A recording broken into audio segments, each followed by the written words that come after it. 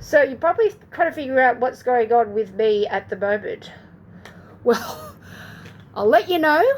Things sometimes happen when you don't expect it. And I accidentally did something very silly just before. I walked into my wardrobe and hit my nose really hard. So it had been a little bit painful and bleeding a bit. So I've been putting some ice packs on before my next student. So I thought I'd take this opportunity, because I was going to do a video anyway about what happens when things change at different times of the year. Now it's the start of December. A lot of things in Australia are starting to wind down for Christmas. For instance, some of my schools in independent schools, they finish up slightly earlier than the state schools, and some of the interstate schools, like my student in Queensland, will be finishing a week earlier than New South Wales. What does this mean when we are string musicians? Does that mean that when we're on holidays, we stop everything, we put away our study notes, our bags, our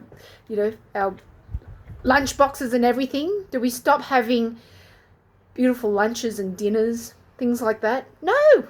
So what happens with our practice? So this is the opportunity to think about how we need to adapt during different times of the year. For instance, if I was about to perform and I had an incident like this, I would actually have to probably adapt a little bit differently. I might have to let some of my colleagues know what had happened, and maybe I may need to pause a little bit to adjust to things. But fortunately, I'm indoors at home today, so I've got a little bit more flexibility.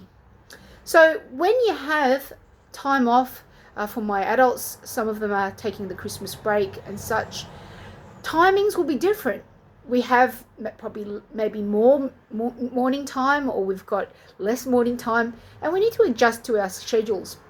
But still, we still need nourishment, don't we? We refuel with food and fluids, but also musically, we still want to be able to harness and capture our music. So what are some of the ways we can do that?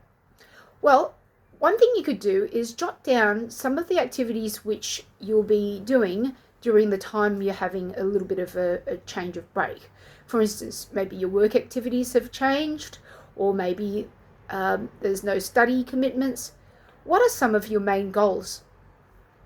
It could be social, family, spiritual, musical, when it comes to your hobbies.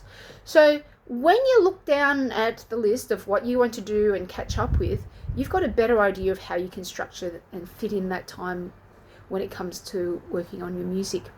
Now, sometimes you might have your instrument, or you might not. You might be traveling afar and it's not practical to carry your instrument. So consider that. You can still practice without your instrument by doing things like shadow bowing and air violin or air viola or cello, whichever you take. All right, and even scanning and taking photos of your pieces will keep things front of mind for the times when you need to just refresh. So it doesn't have to be a physical refresh with your instrument whatsoever, but mentally thinking and considering what you would be doing if you had your instrument would be very important. Also remember that there is still options when you're wanting to continue on your musical education during this time. Sometimes listening to beautiful music you enjoy.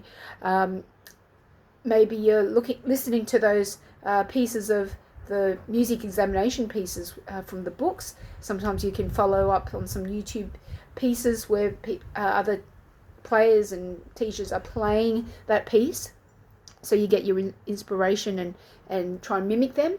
But also, please know that we also offer the holiday sessions. All right, that's really important to know. So we do have the sessions starting from early January. You'll find out a little bit more about that if you're part of our membership and our studio. And also there's the opportunity to do the one-to-one sessions via WhatsApp or pre-recorded video sessions. So consider what's going to work for you. Jot it down, make it a priority, and then at the end of that time, you'd be assured that you'd be able to tick off the things you want to do during that wind down period and still know you have that flexibility of still enjoying your time off. So I wish you well for the winding down period for the rest of December, and I will see you very soon. Take care.